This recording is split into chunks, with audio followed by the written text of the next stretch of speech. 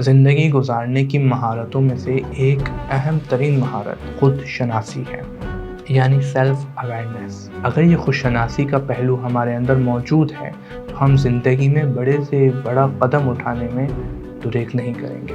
अमीरुल मोमिनीन अलैहिस्सलातु वस्सलाम ने फरमाया कि जिसने अपने नफ्स को पहचान लिया गोया उसने अपने रब को पहचान लिया।